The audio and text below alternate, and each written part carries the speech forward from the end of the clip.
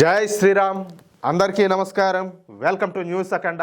నేను మీ కస్తూరి శ్రీధర్. మిత్రులారా, భారతదేశంలో మరే నాయకుడు కూడా తీసుకోలేనటువంటి అతి పెద్ద నిర్ణయాన్ని మన యోగి ఆదిత్యనాథ్ గారు అయితే తీసుకున్నారు. సరే, ఎందుకో ఆ నిర్ణయం ఏందనేది ఈ న్యూస్ ద్వారా చెప్పే ప్రయత్నం చేస్తా. ఓకేనా?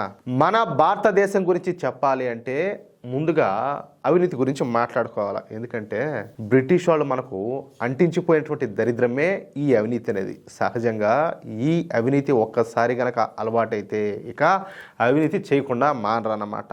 మన దేశంలో ఈ ప్రభుత్వ రంగంలో విపరీతంగా ఈ అవినీతి అంతా కూడా వేళ్ళునికిపోయింది. అందరూ కాదు కానీ చాలామంది ఈ ప్రభుత్వ ఉద్యోగులంతా కూడా మనం లంచమేమనేదే పని కూడా చేయరు.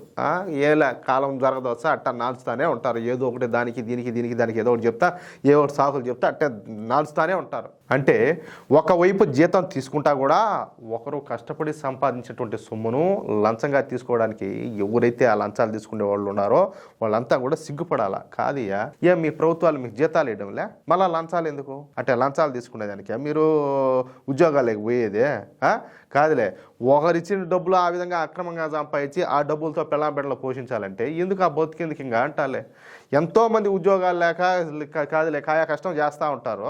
మీకు ఉద్యోగం వచ్చి కూడా ప్రభుత్వం నుంచి మీకు కాదులే అంటే మీకు జీతాలు వస్తూ ఉంటాయి, అయినా కూడా మీరు మళ్ళీ అవినీతికి పాల్పడతా ఉంటే ఎందుకు బతకడం అంటాలే. సరే, ఇలాంటి అవినీతి పరులైనటువంటి ఉద్యోగులు మన దేశానికి చెప్పాలంటే చాలా ప్రమాదం. సాటి భారతీయుడి దగ్గర లంచం తీసుకోవడం చెప్పాలంటే దేశద్రోహంతో సమానం. పాకిస్తాన్ కంటే ఇటువంటి లంచగొండల వల్లే మన దేశానికి ఎక్కువ నష్టం అయితే జరుగుతూ ఉండదు. నాకు తెలిసి చాలా మంది ఉన్నారు, ఏది పోలీస్ ఆఫీసర్లు గాను చాలా ప్రభుత్వ ఉద్యోగులు ఉన్నతమైన స్థానంలో ఉన్నారు. కనీసం చాలా మంది అయితే లంచం అనే దానికి ఎంత దూరంగా ఉంటారంటే అంత దూరంగా ఉంటారు. వాళ్ళు ఎప్పుడే కానీ చెయ్యి చాపి ఒకరిని రూపాయి కూడా అడిగి ఉండేది తెలియదు అనమాట.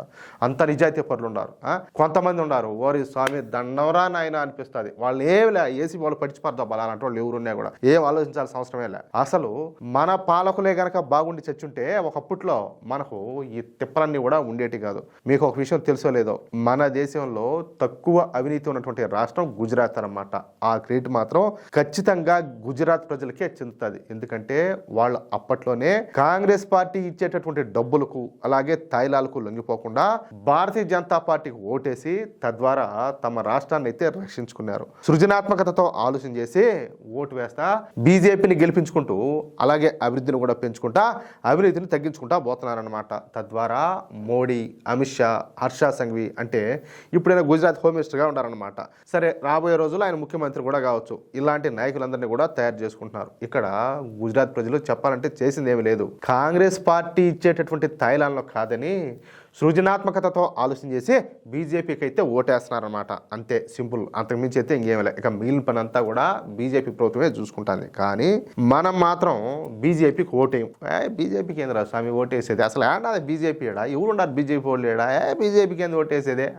ఈ మారి మాట్లాడతారనమాట. పైగా మనకు మళ్ళీ అభివృద్ధి కావాలా, అవినీతి మాత్రం ఉండకూడదు, ఇంకా ఉద్యోగాలు కూడా రావాలా, పరిశ్రమలు పెట్టాలా. మరి ఇవన్నీ జరగాలంటే సమర్థవంతమైన అలాగే అవినీతి రహిత ప్రభుత్వాలు అయితే ఉండాలి కదా, అవునా కాదా? సరే, అలాంటి అవినీతి చేయడను శాశ్వతంగా వదిలించడానికి ఇప్పుడు ఉత్తరప్రదేశ్ ముఖ్యమంత్రి అయినటువంటి యోగి ఆదిత్యనాథ్ గారు కంకణం కట్టుకున్నారు. ఉత్తరప్రదేశ్లో యోగి ప్రభుత్వం రాష్ట్రాన్ని అవినీతి రహితంగా మార్చడానికి అయితే విపరీతంగా కృషి చేస్తుంది.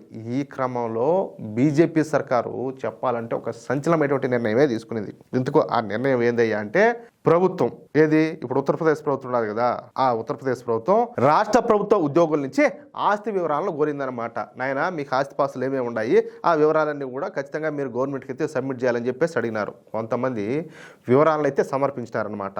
ఇంకా 68,000 మంది ఉద్యోగులు ప్రభుత్వ ఆదేశాన్ని అయితే పట్టించుకోవాలా. అంటే ఇంతవరకు వాళ్ళ ఆస్తులకు సంబంధించినటువంటి డీటెయిల్స్ గవర్నమెంట్కి అయితే ఇవ్వలేదనమాట. దీంతో సుమారు 68,000 మంది ఉద్యోగులు జీతాలను యూపీ ప్రభుత్వం అయితే నిలిపేసింది. మంచి పనే కదా. అంటే నువ్వు గవర్నమెంట్ చెప్పింది నువ్వు విన్నప్పుడు నీ జీతం ఎందుకు ఇవ్వాలిగా? ఇక్కడ మనం తరచుగా మాలో న్యూస్లో చూస్తూ ఉంటాం, ఏది అటెండర్లుగా పనిచేసేవాళ్ళు, హోమ్ గార్డులుగా పనిచేసేవాళ్ళు, చిన్న ఉద్యోగాలు చేసేవాళ్ళు కూడా కోట్లు సంపాదించుంటారు. ఎంతో మందిని పట్టుకున్నారు ఈ మధ్య కాలంలో, అవునా కాదా? అలాంటిది నువ్వు ఇష్ట ప్రకారం ప్రజల దగ్గర నుంచి అంత లంచాలు తీసుకుంటా, వాళ్ళ రక్తం తాగుతా, వాళ్ళ కష్టాన్ని దోచుకుంటా, ఈ విధంగా నువ్వు ఆస్తులు పెంచుకుంటా పోతే ప్రభుత్వం చూస్తా కూర్చుంటుందా? అందుకనే ఇప్పుడు నీ జీతం ఎంత?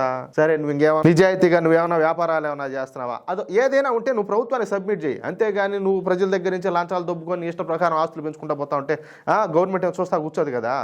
రాష్ట్రంలో అవినీతి రహిత పాలన దిశగా అడుగులు వేస్తున్నటువంటి యోగి ప్రభుత్వం ఇందులో భాగంగా ప్రభుత్వ ఉద్యోగుల యొక్క స్థిరాస్తులు అలాగే చరాస్తుల వివరాలను అందించాలని చెప్పేసి సూచించినారు. ఇందుకోసం మానవ సంపద పేరుతో ఒక పోర్టల్ను కూడా అందుబాటులోకి తెచ్చారనమాట. రాష్ట్ర వ్యాప్తంగా మొత్తం 8,66,261 ప్రభుత్వ ఉద్యోగులు అయితే ఉండారనమాట. ఎక్కడ? ఉత్తరప్రదేశ్లో. డిసెంబర్ 31, 2025 నుంచి జనవరి 31, 2026 వరకు వాళ్ళ ఆస్తుల వివరాలను పోర్టల్లో పొందుపరచాలని చెప్పేసి ఆదేశాలు అయితే జారీ చేసింది యూపీ ప్రభుత్వం. నిర్దేశించినటువంటి గడువులోపు ఆస్తుల వివరాలను అందించాలని, లేదంటే వాళ్ళపైన కఠిన చర్యలు తీసుకుంటామని చెప్పేసి హెచ్చరికలు కూడా జారీ చేశారు. యోగి హెచ్చరించాడంటే మామూలుగా ఉండదు మ్యాటర్, అది నెక్స్ట్ లెవెల్లో ఉంటుంది. సీఎం యోగి ఆదిత్యనాథ్ గారి ఆదేశాల మేరకు ప్రభుత్వ ఉద్యోగులు తమ ఆస్తులు ఇవేనంటూ సంబంధిత ఆస్తుల వివరాలని ఈ మానవ సంపద పోర్టల్లో అయితే ఆధారాలతో సహా అప్లోడ్ అయితే చేశారు. వాళ్ళలో చెప్పే కదా, ఇంకా 68,000 మంది ఉద్యోగులు వాళ్ళ వివరాలను అయితే ఇవ్వలేదన్నమాట. అంతే, ఇక ఆ 68,000 మంది ఉద్యోగులకు జీతాలు ఇవ్వకుండా నిలిపేశారు. ఆ 68,000 మందికి జనవరి నెలలో జీతాలు ఇవ్వకుండా పూర్తిగా ఆపేస్తారనమాట. అంటే ఇక జనవరి నెల జీతం గురించి వాళ్ళంతా కూడా మర్చిపోవాల్సిందే. వాళ్ళకి అదేం ఇబ్బంది ఏమి లే. వాళ్ళు ఇవ్వలేదు అని అంటే ఇంక దానికి అర్థం ఏంది? వెనక పక్క ఏదో మతలబు ఉండదనే కదా. ఇక ఆ 68,000 మంది తమ ఆస్తుల వివరాలను ఫిబ్రవరి 28 లోపు ఇవ్వాలని చెప్పేసి మరొక డెడ్ లైన్ అయితే పెట్టారు. ఇక్కడ ఒక న్యాయం ఉండదు. ఎందుకంటే సరే, ఈ 68,000 మందిలోనూ అందరూ కూడా అవినీతి పరులు కాకపోవచ్చు. ఏదైనా పరిస్థితుల వలన, లేకపోతే వాళ్ళకి ఏదైనా వీలు కాకనో, కుటుంబ సమస్యల వలన, ఇంకేదైనా సమస్యల వలన ఏదైనా కొంతమంది సబ్మిట్ చేయకపోయి ఉండొచ్చు కదా. కాబట్టి వాళ్ళ కోసం ఈ ఫిబ్రవరి 28వ తేదీ దాకా గడువు ఇచ్చారనమాట. ఇక ఈ నెలలో కూడా ఆ ఉద్యోగస్తులు తమ ఆస్తుల వివరాలు కనుక ఇవ్వకపోతే ఇక ఆ ఉద్యోగులందరినీ కూడా శాశ్వతంగా డిస్మిస్ చేయనుండారనమాట. అంటే పీక్ పక్కన దొబ్బుతారు. అంతేకాకుండా ఉద్యోగులకు ఇచ్చేటటువంటి బెనిఫిట్స్ను కూడా రద్దు చేయనుండారనమాట. అంతటితో ఏమన్నా యోగ్య ప్రభుత్వం ఆపుతుందా? ఖచ్చితంగా ఆపదు. వాళ్ళు ఎవరైతే ఉన్నారో వాళ్ళందరి మీద కూడా ఎంక్వైరీలు జరుగుతాయి. వాళ్ళు ఏదైనా అక్రమాలకు పాల్పడి అక్రమాస్తులు కన్నా సంపాదించుకుంటే ఇంకా అవి కూడా లాక్కుంటారు. అంటే అవ్వాబాయ బువాబాయ్, ఆఖరికి ఏంటంటే రోడ్డు మీద పడాలా. అది అవసరమైన బతుక. ఇక వాళ్ళ స్థానంలో కొత్త వాళ్లకు అవకాశం అయితే కల్పించుండారనమాట. అసలు చెప్పాలంటే ఇలాంటి నిర్ణయం తీసుకోవాలంటే దమ్ము ఉండాల. సహజంగా ప్రతి ప్రభుత్వం కూడా ఉద్యోగస్తుల్లో పేరుకుపోయినటువంటి అవినీతి మకిల్ని వదిలించడానికే భయపడిపోతూ ఉంటారు. కానీ యోగి ఆదిత్యనాథ్ గారు మాత్రం ఇప్పుడు ప్రభుత్వ ఉద్యోగస్తుల్లో ఉన్నటువంటి అవినీతితో పోరాడతారు. అది విషయం. ఇక్కడ ఇంకోటి ఏంటంటే, ఎలక్షన్ వస్తే పోలింగ్ బూతుల్లో వీళ్ళే ఉంటారు. అవునా కాదా? ఇప్పుడు ప్రభుత్వ ఉద్యోగస్తులను వ్యతిరేకిస్తే వాళ్ళు ఏం చేస్తారు? ఆ ప్రభుత్వానికి ఎగనిస్ట్గా యాంటీగా పనిచేస్తారు. అంటే అవతరాలకు సపోర్ట్ చేస్తారు. ఇవన్నీ భయాలు ఉంటాయి ఏది ప్రతి ప్రభుత్వానికి కూడా. అయినా కూడా ఆయన ఇలాంటి నిర్ణయం తీసుకున్నారంటే ఇంక ఎంత దమ్ము ఉండాలా? అవునా కదా? మిత్రులారా, మార్పు అనేది ఎక్కడో ఒక చోట అయితే ఖచ్చితంగా మొదలవ్వాలా. వ్యవస్థలో వేళ్లునుకుపోయినటువంటి అవినీతిని పెకిలించాలంటే ఇలాంటి కఠినమైనటువంటి నిర్ణయాలు తీసుకోకైతే తప్పదు. యోగి ఆదిత్యనాథ్ గారు తీసుకున్నటువంటి ఈ సాహసోపేతమైనటువంటి నిర్ణయం పైన మీ అభిప్రాయం ఏంటి? మన తెలుగు రాష్ట్రాల్లో కూడా ఇలాంటి నిబంధనలు అమల్లోకి వస్తే అవినీతి తగ్గుతుందని చెప్పేసి మీరంతా కూడా భావిస్తున్నారా అనేదాన్ని మీ అభిప్రాయం ఏదైతే ఉందో ఖచ్చితంగా కింద కామెంట్ సెక్షన్లో తప్పకుండా తెలియజేయండి. ఇలాంటి మరిన్ని వాస్తవాల కోసం మన న్యూస్ అఖండ ఛానల్ను తప్పనిసరిగా సబ్స్క్రైబ్ చేసుకోండి. జై శ్రీరామ్, జై హింద్, భారత్ మాతాకి జై.